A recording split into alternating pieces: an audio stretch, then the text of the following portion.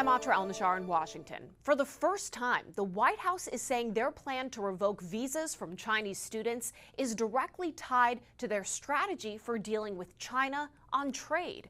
We're also learning trade negotiations between the U.S. and China have hit a wall just as the administration's global tariffs face new hurdles in court. The ability for the U.S. and China to reach a trade deal that spares their economies from debilitating tariffs is in doubt. As President Trump says, so much for being Mr. Nice Guy. Earlier this month, after a weekend of talks in Geneva, the two countries made a temporary deal that included lowering their triple-digit tariffs while they continue negotiations. They violated a big part of the agreement we made. The White House accusing China of being slow to lift its non-tariff barriers and open up its market. I would say that they are a bit stalled, given the magnitude of the talks, given the complexity that this is going to require both leaders to weigh in with each other. Things just got more complex. White House Deputy Chief of Staff Stephen Miller revealing the administration's ongoing effort to aggressively revoke visas for Chinese students is part of their plan to compete economically with China. That is going to deliver a significant setback to China's long-term industrial plans. China says the policy disrupts people-to-people exchanges between the two countries and will further damage the image and reputation of the U.S. itself. China also says the U.S. should fully rescind its tariffs after the first of two federal courts ruled the president overstepped his executive authority by leaning on a 1977 Emergency Economic Powers Act to impose sweeping import taxes without Congress's approval. An appeals court is temporarily allowing the tariffs to continue while the legal process plays out. And hopefully now we'll go to court and just win that battle. Because if we don't have the power to do what they're doing to us, we are going to be a great nation no longer. The plaintiffs in this case, groups of states and small businesses, have until next week Thursday to respond to the appeals court. Many of them have said from the start they expected this to be a lengthy legal process and are confident the lower court's ruling will hold. In Washington, I'm Atra El-Nashar. I'm Atra El-Nashar in Washington. The future of trade talks between the U.S. and China now look more uncertain than ever, as both countries accuse each other of violating an agreement that was supposed to help bring an end to the trade war.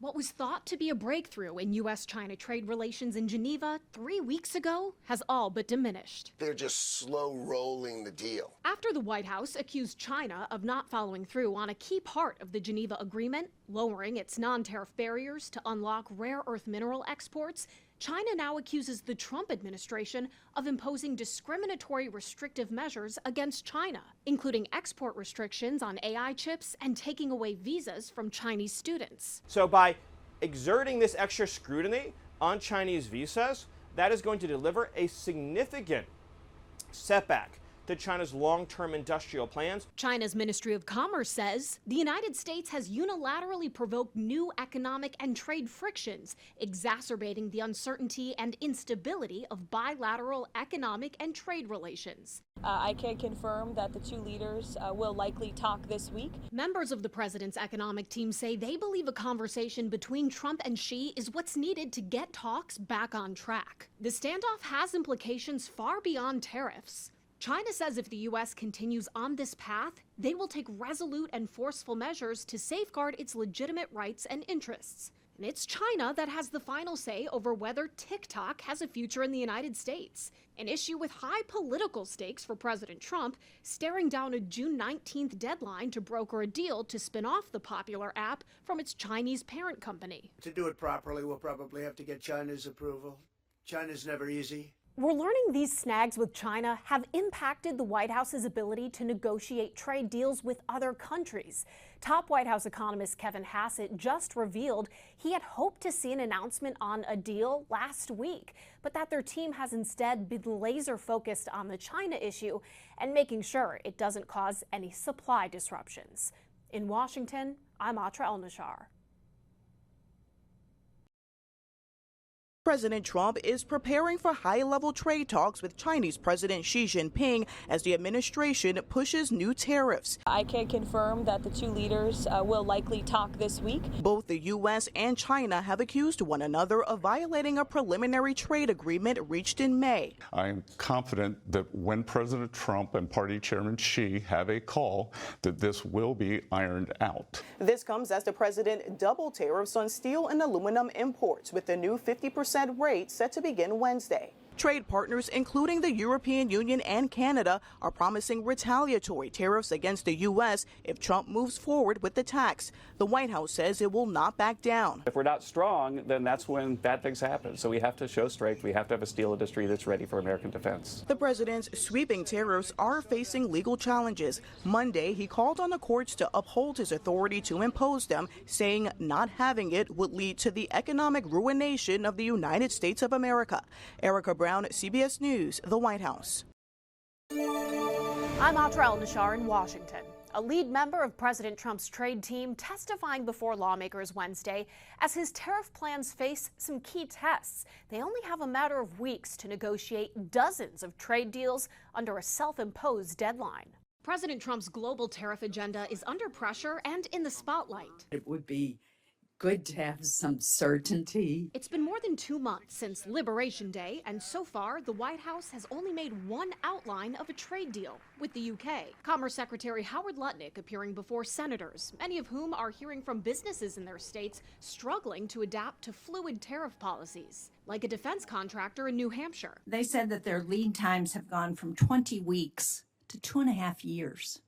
Because of the tariffs. More changes coming Wednesday, with steel and aluminum tariffs doubling from 25% to 50%, which could complicate ongoing trade talks. If you're going to open your market, now let's talk. And that's exactly the president's view.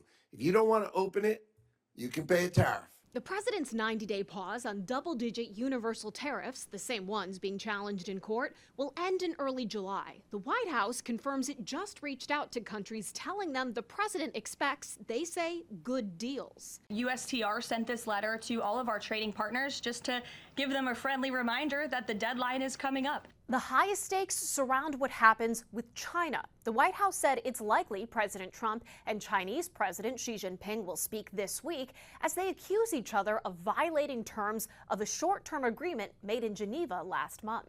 Tuesday night, China's foreign ministry released these images of its meeting with U.S. Ambassador to China David Perdue, saying they hope he serves as a mediator of differences. Hours later, around 2 a.m. Wednesday, President Trump posted, "I like President Xi of China, always have and always will, but he is very tough and extremely hard to make a deal with." Without a deal or a clear end to this trade war, life for American business likely won't get easier. On Capitol Hill, I'm Atra El-Nashar reporting. You put out on Truth Social a post regarding your conversation with President Xi. Right. Can you talk about whether or not you feel that trade talks, trade relations are back on track after appearing to be a little bit off track last week? A little bit off track. It was only the complexity.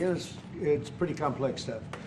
We had a very good conversation with President Xi a little while ago, just before your arrival. In fact, we just hung up and they said, "You're here." I said, "That's pretty good." Two great leaders of the world in a very short period of time.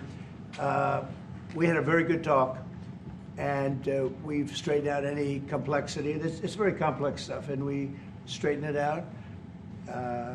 The agreement was we're going to have Scott and Howard and Jameson will be going and meeting with their top people and continue it forward. But no, I think we have everything. I think we're in very good shape with China and the trade deal.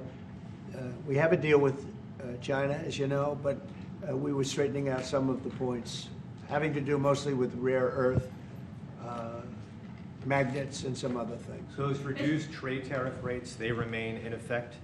Yeah, we have the deal. I mean, we've had a deal. We announced the deal, and we'll be, I guess you could say, I wouldn't even say finalizing it up, Scott. I would say we have a deal, and we're going to just make sure that everybody understands what the deal is. Okay? We had a really good conversation. By the way, he invited me to China, and I invited him here. We both accepted.